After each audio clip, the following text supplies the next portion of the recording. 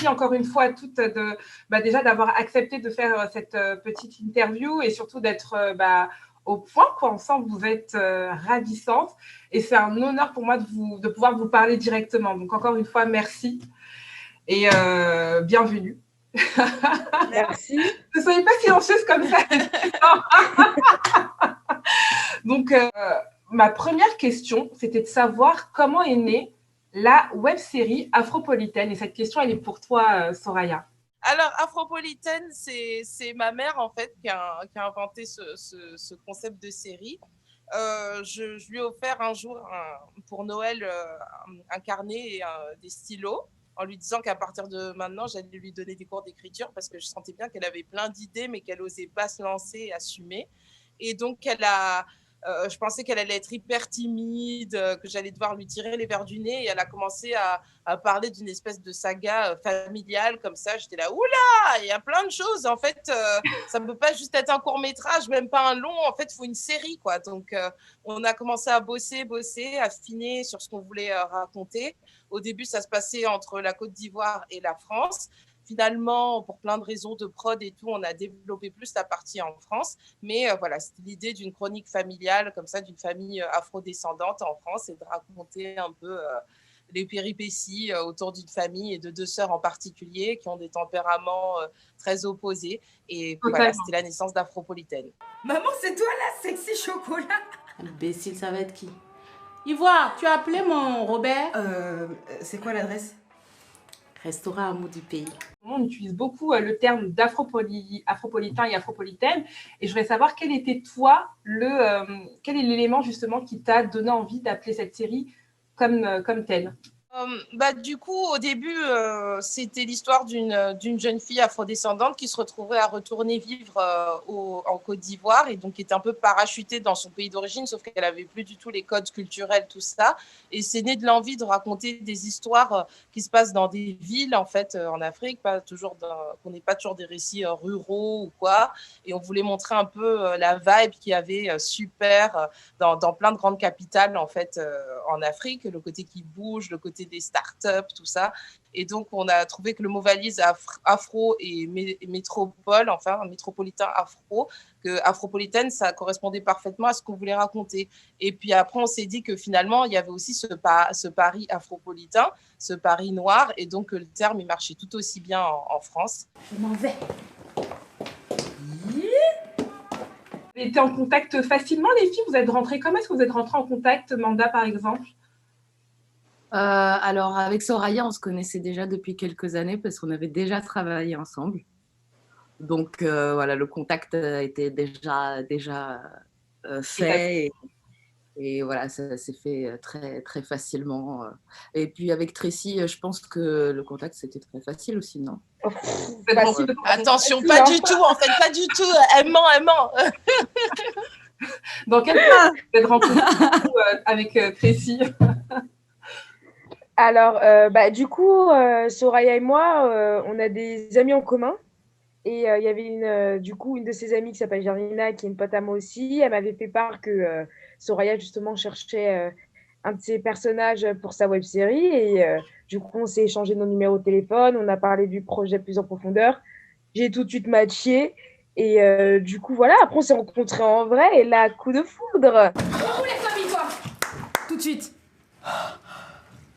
C'est drôle parce que vous êtes deux sœurs, mais vous êtes totalement différentes. Donc, on a d'un côté Ivoire qui est l'afropolitaine très intégrée, qui est à la recherche, on va dire, de l'innovation, d'une culture très raffinée africaine. Et de l'autre côté, on a Janice qui est très roots. Et c'est drôle parce que non seulement ça correspond aussi à vos personnalités. Quand je vous vois comme ça, je voudrais savoir, est-ce que ça s'est décidé tout de suite, d'entrain, c'est volontaire d'avoir mis deux personnalités bien différentes comme ça? En tout cas, pour l'écriture, oui, c'était clair et net qu'on voulait mettre en avant deux façons de vivre sa double culture au quotidien, parce qu'on a tendance médiatiquement à plus avoir le côté militant mis en avant, et normal, hein, c'est les idées les plus séduisantes, celles qui sont les plus extrêmes, mais moi, je connais aussi plein d'amis, de gens dans ma famille qui ne sont pas forcément dans la revendication de leurs racines et qui sont complètement dans cette culture française où on n'a pas trop de différence, où on n'a pas forcément envie de mettre ça en avant avec son groupe d'amis. Et je trouve que c'est aussi super intéressant et typiquement afro-français, pour parler de l'afro-French Touch. Donc, je trouvais ça dommage qu'on n'ait pas de personnages auxquels se référer comme ça, quoi. Chauffeur, cette voiture, s'il vous plaît. Alors déjà, c'est Mouma, pas chauffeur. Et dans un hitch, on monte à l'avant du véhicule. Déjà, faut avoir un véhicule et pas une épave, donc démarre. Oh, mais tu vas te calmer, ma sœur. Hein. Tu parles à qui, là? Non, mais arrêtez. Pardon, monsieur, notre mère est partie en rendez-vous avec un inconnu, d'accord? Là, on s'inquiète, ça se trouve, c'est un psychopathe. Une daronne en danger? Oui. Un personnage qui me va bien. Enfin, moi, ça me fait plaisir de le jouer. Je trouve que il y a un naturel quand même. C'est pas très compliqué. Je sais pas, j'arrive à trouver en moi ce qu'il faut pour y voir. Après, je pense que ça m'aurait bien fait marrer de jouer Janice. Et en fait, je me dis que ça serait trop débat si on faisait un épisode où on inversait nos rôles. Oh, ce serait trop drôle! Mais du coup, c'est comme ça dans la vraie vie, Janice. Toi, tu es plutôt très rouge dans la vraie vie. Tu es très revendication afro, appartenance africaine, droit africain. Alors, pas autant que Janice, c'est sûr et certain. Pas autant qu'elle, mais après, j'ai quand même une partie de moi, oui, qui, quand après, je le fais pas non plus, on va dire à grande échelle, ce sera beaucoup plus autour d'une conversation dans un cadre privé. Et au niveau aussi peut-être physique, comment je m'habille, comment je me coiffe, et ainsi de suite. Après, c'est clair que je le fais vraiment à très petite échelle. Et Janice, la différence entre Janice et moi, c'est que Janice, elle le porte vraiment à plus grande échelle. Elle est la trésorière d'une association. Et voilà, elle oblige sa sœur à l'accompagner, tout ça. Donc, je me reconnais d'une part en Janice, mais c'est vrai que Janice, elle est beaucoup plus, on va dire, investie. Elle force. Je pense qu'on a tout en soi, une Janice et une Ivoire. Ouais, voilà, je crois que c'est ça. Pour être honnête, je pense qu'on a tous les deux. Et les deux personnages sont, on va dire, très exacerbés, quoi. Je me reconnais totalement en l'une de vous. Personnellement, moi, j'ai une sœur, j'ai reconnu tout de suite Janice en ma sœur. Et Ivoire. J'ai une autre sœur qui est très ivoire, mais c'est hyper drôle justement à voir parce que je me dis, mais on se regarde, on a des comportements, c'est assez drôle, quoi. Et donc, on a des épisodes qui durent donc 6 minutes, qui racontent des situations qu'on a toutes plus ou moins vécues. Donc, le salon de coiffure, personnellement, je m'identifie totalement parce que ça m'est arrivé. Le restaurant, le maquis aussi. Je voudrais savoir, vous avez des anecdotes personnelles? Qu'est-ce qui vous a poussé, déjà, Soraya, qu'est-ce qui t'a poussé à écrire ces situations qui est arrivé à pratiquement toutes les femmes noires qui vivent en France, sans exagérer. Et est-ce que tu as aussi une anecdote qui se rapproche à ces expériences, quoi? En tout cas, ce qui m'a poussée, il y a un sentiment que j'adore quand je regarde un programme, c'est de pouvoir m'identifier. De dire, ah oui, non, mais ça, c'est trop mon vécu. Ça fait du bien parce que franchement, je suis désolée, quand j'allume la télé française, ça n'arrive pas tous les 4 matins. Donc, il y avait cette envie d'apporter ce type de programme en France. Parce que, et en plus, des fois, j'étais étonnée. Il y a une série qui s'appelle Black Lady Sketch Show sur YouTube qui est super marrante. Et il y avait et c'est américain, c'est afro-américain. Il y a un épisode qui se passait dans un restaurant de soul food. Et j'étais surprise. Tu vois, l'épisode de Soul Food, je dis, mais attends, on dirait qu'aux États-Unis, ils ont les mêmes problèmes que nous, quoi, en fait. We came here to support, but you were out of half the menu. Yeah, you did not have silverware. You did not have ice for the sweet tea. And some man just stole our leftovers. Le menu, il n'y a rien du truc. On leur dit limite qu'elles devaient apporter leur propre couvert. Elles attendent super longtemps. J'ai dit, non, mais en plus, c'est universel, quoi. Et donc, je me suis imaginé le bonheur d'un Afro-Américain de regarder un programme afro-français et de se dire non, ne me dis pas que c'est la même chose là-bas. Tu vas d'avoir le même truc on se connecte, on se comprend, c'est un truc de fou, la diaspora. Donc, c'est vraiment ça qui m'a donné envie de faire un épisode sur ça en particulier parce que je trouve que voilà, j'ai envie de construire des ponts aussi afropolitaines. C'est pas que pour les Français, c'est pour toute personne du globe qui est curieux de l'Afro-French Touch. Donc, j'ai envie que ce soit un peu une série ambassadrice de plusieurs choses qui sont typiques de notre culture. Et du coup, on est obligé pour moi de passer par les maquis, par nos restos au service plus que douteux, et aussi les restos qui essayent d'en faire trop, ou dans l'assiette, tu t'y retrouves pas, quoi. Donc, on va dire que c'est ça qui nous inspirait avec ma mère. C'est dingue. Est-ce qu'on peut vraiment en parler, mais juste faire une parenthèse sur le problème des maquis? C'est quoi leur problème, enfin, vous avez essayé d'en discuter avec des gérants ou pas? Parce que c'est grave quand même, on est d'accord.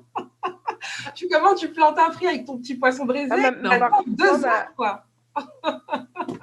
Et elle a l'audace de te dire, mais de te reprocher d'attendre, en fait, de t'énerver. Il y a un vrai problème quand même avec ces histoires de maquis. Et du coup, Tracy, est-ce que tu as eu une expérience aussi qui se rapprochait à ça? Alors moi, justement, ma mère, elle a fait en sorte que jamais je m'approche des maquis, en fait. Oh Donc, ce qui fait que j'ai genre 0 anecdote. Je crois que la seule fois où je suis partie au maquis, Soraya, c'était pour notre, tu vois, dans l'épisode 3. Ouais. Oh mon Dieu! Première fois de ma vie.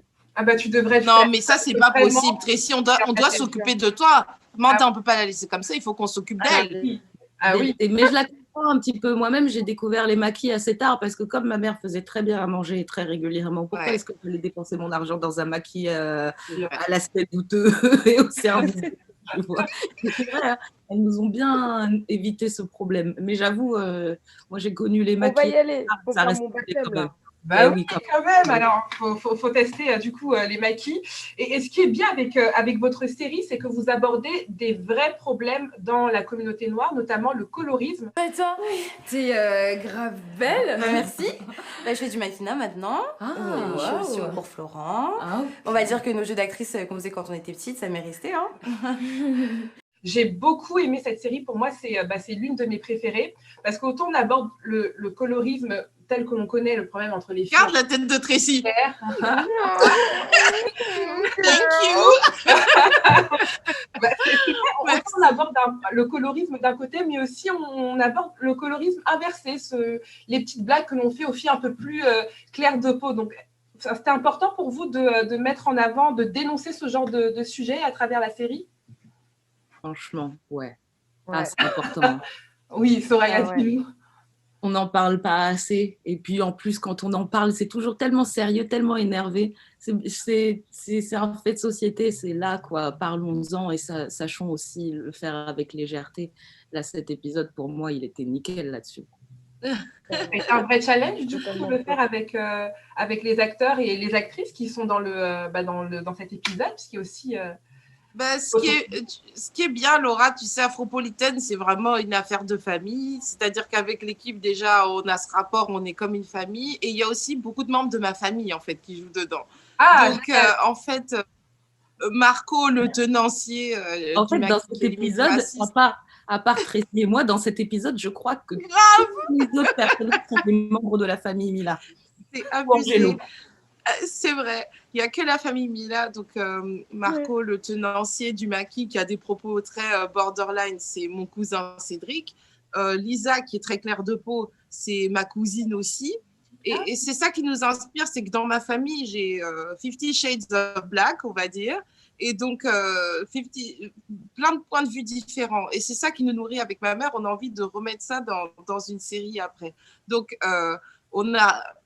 les gens...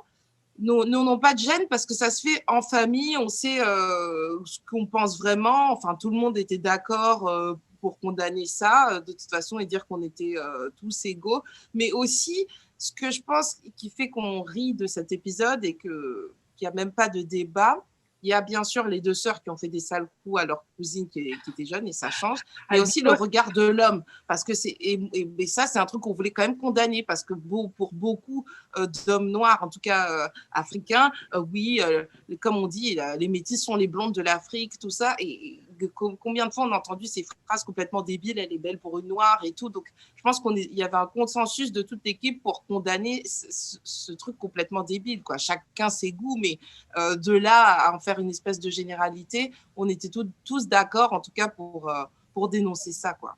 Récie, tu es d'accord avec les propos de Soraya? Ah, mais totalement. En fait, je rejoins autant Soraya que Manda. C'est important d'en parler aussi avec légèreté. C'est important d'ouvrir le débat parce que c'est des trucs que moi, toute ma vie, j'ai subi, toute ma vie, j'ai entendu, toute ma vie, ceci, cela, nananina, elle était belle pour une noire, ou même carrément l'opposé, hein, je peux pas te toucher parce que t'es noire, tu vois, je peux pas t'approcher parce que t'es noire.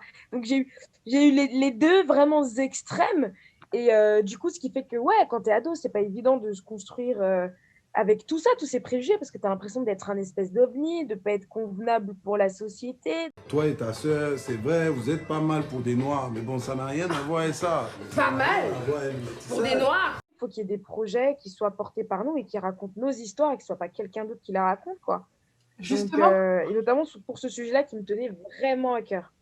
D'accord. Justement, comment l'a pris ton agent? Est-ce qu'il n'a pas trouvé que c'était un peu trop touchy? Parce que je sais que c'est assez délicat d'aborder certaines choses, que ce soit avec son conjoint ou même un agent ou même un partenaire qui est dès lors et d'une autre race. C'est un peu difficile d'aborder ce genre de sujet. Ça a été bien pris par ton agent? Ah ouais, non, mais déjà, je pense que dans la boîte, je crois que c'est l'un des seuls qui a une vraie diversité, déjà au niveau de ses comédiens. Donc, ça veut dire beaucoup de choses. Et non, c'est un gars qui est investi, qui se bat vraiment pour ses talents. Enfin, Dieu merci, je suis tombée sur quelqu'un de ouf, quoi. Enfin, de ouf qui, au final, c'est normal d'être comme ça, parce que c'est son taf. Oui, c'est vrai. C'est son taf. Mais bon, je sais que j'ai des confrères et des consoeurs pour qui ça se passe, c'est pas vraiment le cas. Et pour qui on les met justement de côté, où on prend pas en considération certains projets et tout. Donc, non, moi, je suis trop contente. Ça a été facile. Il était là, non, vas-y, fonce, go, go, go. Il m'a envoyé plein de points d'exclamation, genre go, go, go. Donc, rien à dire, vraiment. Vraiment. D'accord. Et Manda est en couple mixte, donc c'est intéressant de lui demander aussi comment Grégoire, oui, Afropolitaine. Bah oui, il se marre bien, hein, il se marre bien devant les épisodes. Franchement, on a bien rigolé. Tous ces sujets-là dont on parle, c'est des sujets dont j'ai déjà parlé avec lui. Enfin, c'est des sujets qu'il connaît. Ça, il n'est pas étranger à tout ça. Donc, ouais, il y a pas de débat non plus de notre côté sur les trucs dont on parle. Non. Vous comptez aborder justement la mixité dans les couples dans la série Afropolitaine ou pas? Dans la saison 2, c'est complètement au menu, ouais. Qu'est-ce que tu fais là? En même temps, ma fille, c'est ma petite nièce. C'est ta... D'accord. Attends, si c'est ta petite nièce et que c'est ma petite cousine, donc ça veut dire qu'en fait, on est... On a des gens qui nous écrivent de toutes les couleurs, quoi, j'ai envie de dire, et qui juste trouvent ça universel et sont hyper contents d'avoir une série qui se passe dans une famille noire en France particulièrement, quoi. Et en fait, il faut qu'ils arrêtent les diffuseurs avec leur frilosité, tout ça, parce que même qu'on voit le film Tout simplement noir, moi je suis allée le voir 2 fois en salle, la salle elle était remplie et que des blancs, enfin voilà, alors que le film s'appelle Tout simplement noir, le casting, il n'y a que des noirs, mais les gens ne sont pas frileux, donc on arrête de se dire que le spectateur lambda n'est pas prêt à voir, je sais pas, des séries ou des téléfilms avec des personnages principaux qui sont noirs. C'est complètement faux, quoi. Enfin, voilà. Louder. T'étais au courant? Non, bon, vrai meuf, je m'en doutais. Quoi la différence entre les films que nous avons connus, comme Ma famille, les films africains, et aujourd'hui ce que vous proposez avec Afropolitaine? Vous voulez répondre, les filles? C'est pas bien. Comme on aime tous Ma famille. Ma famille à moi, ça c'est la base. Après, bon, la seule différence, c'est le pays dans lequel on a grandi, quoi. Donc forcément, il y a certains codes qui seront différents et il y aura des histoires qui seront amenées d'une manière différente parce que les mentalités sont, sur certaines choses, en tout cas, sont différentes, de mon point de vue. D'accord. Mais dans l'émotion, en tout cas, moi, dans l'émotion, je revendique complètement l'héritage de ma famille. Ça me fait plaisir. J'ai l'impression que quand les gens regardent Afropolitaine, ils ont le même kiff de retrouver, un peu comme dans la sitcom, des personnages au caractère fort, et ce côté de famille, des palabres qu'il y a, des sujets, tout ça. Enfin, le côté un peu voyeur d'être dans des familles comme ça et de voir les petites histoires croustillantes du quotidien, tout ça, j'avais envie qu'il y ait cette saveur d'Afropolitaine en tout cas. Donc moi, j'adore ma famille et j'espère que si un jour on dit ouais, Afropolitaine, le famille à la française, pour moi, c'est bon, je suis arrivée là, je peux mourir en paix. C'est clair. Et il y a une série en particulier que vous aimez dans Afropolitaine? Vous avez votre préférence ou pas? Une série qui vous a marqué le plus? Un épisode, tu veux dire? Un épisode, effectivement. Alors, on est d'accord pour dire que c'est le dernier, là. Parce que moi, sur le tournage, c'était le salon, mais en regardant les épisodes, le dernier, il m'a fumé. Hein. La même. Donc, le maquis ou alors le restaurant, la nouveauté. Et toi, Soraya? Franchement, c'est super dur à dire. J'arrive enfin là à les voir aussi, tu sais, sans repenser au tournage, à tout ce qu'on a enduré et tout, parce que c'était pas toujours facile. Mais en fait, je crois que j'adore regarder tout dans la globalité, tu vois. Enfin, ils se complètent petit à petit, ça va de plus en plus loin. C'est très dur. Mais je crois que le 9 qui va sortir, le prochain, là, il me touche beaucoup, en fait. Ouais? Il m'émeut, vraiment, il y a un truc comme ça. Pardon? On peut avoir un petit indice. En tout cas, Tanti Thérèse a un très beau moment de cinéma dedans, je dirais. Voilà. Avec Jean de Dieu. Mais je les aime tous pour plein de raisons différentes, on va dire. Voilà. D'accord. L'émotion, pour moi, dans le 9, c'est vraiment... J'ai la petite corde comme ça, hommage à nos mamans, quoi. Et je trouve que dans le 9, l'hommage, il est là, quoi. L'épisode avec... Avec le rasage. Le rasage, ouais. Ouais, je savais pas si j'avais le droit de spoiler. Vous avez tourné combien d'épisodes, là, actuellement? Là, en fait, toute la saison 1 est tournée. Il y aura 10 épisodes en tout. Voilà. On a tout fait. On a commencé à tourner le 29 février. On a dû s'interrompre avec le premier confinement. Et on a repris au mois de juin. Voilà. Donc, du coup, je pense qu'on a préféré travailler comme ça, que tout soit prêt, qu'on sorte les choses au fur et à mesure plutôt que d'avoir des mauvaises surprises avec des tournages. Et heureusement, d'ailleurs, vu les histoires de confinement et de reconfinement et de couvre-feu, là, au moins, tout est dans la boîte, quoi. Ça marche. Alors, on arrive déjà bientôt à l'avant-dernière question et c'est une définition que je vais vous demander avec un mot. Quelle est votre définition en un seul mot de l'afropolitaine? Et on va commencer par Manda. Yako Manda, bon courage, Mado, bon courage. Moderne. Moderne, ok. Afropolitaine moderne. Soraya? Afropolitaine, je dirais, j'avais envie de dire contemporaine, mais on va dire que je triche. Donc, je vais dire riche, quoi. Mais riche, pas d'un point de vue monétaire, hein, mais riche intérieurement, quoi. Riche de tout ce qu'il y a à raconter. Enfin, pour moi, c'est sans fin l'inspiration qui sort de ça, en fait. On n'a pas fini de les raconter, les afropolitaines. Voilà. D'accord. Donc, riche, ok. Et Tracy? Je dirais authenticité. Ah, ça, c'est une belle définition. Élégance. Salomon, Ben Salomon. Tous les jeudis sur votre page. Et j'ai cru comprendre que vous étiez diffusé sur Biblack aussi. Oui, alors il y a juste la diffusion sur Biblack devait commencer le 15 novembre, mais 15 octobre, mais on a repoussé le temps d'avoir les droits musicaux parce qu'on aime bien qu'il y ait un côté patrimonial dans Afropolitaine où on reconnaît des airs qui nous ont marqués hier, aujourd'hui. Et autant pour YouTube, on avait tous les droits pour exploiter ces musiques, autant pour la diffusion télé, il faut être en accord avec tous les artistes. Donc, ça nous prend juste un peu de temps d'entrer en contact avec tous. Mais ensuite, Afropolitaine sera à la télé. Génial, c'est une excellente nouvelle. Et j'avais encore une autre question, les filles. Quel est votre conseil pour toutes les femmes qui veulent se lancer, je ne sais pas, qui veulent entreprendre dans l'acting, par exemple, ou dans la réalisation? Est-ce qu'on peut commencer par Manda? Le conseil que vous donnerez à chaque fille qui voudrait se lancer? D'y aller, clairement, franchement, avec avec un téléphone, une caméra, et on peut déjà faire tellement de choses de nos jours. Et je pense qu'il ne faut pas hésiter, il ne faut pas avoir peur. Parce que qui ne tente rien n'a rien. Et que jusqu'à présent, le ridicule n'a pas encore tué. Enfin, je ne crois pas. Donc, voilà. D'accord. Ok. Tracy, éventuellement? Ah ben, je dirais la même chose que Manda, hein. C'est go, go, go, faut pas se poser de questions, faut foncer, faut avoir de la patience et savoir bien s'entourer. Après, c'est comme pour chaque milieu, quoi. Faut rien lâcher, c'est pas facile, c'est un milieu qui est pas facile, mais faut rien lâcher.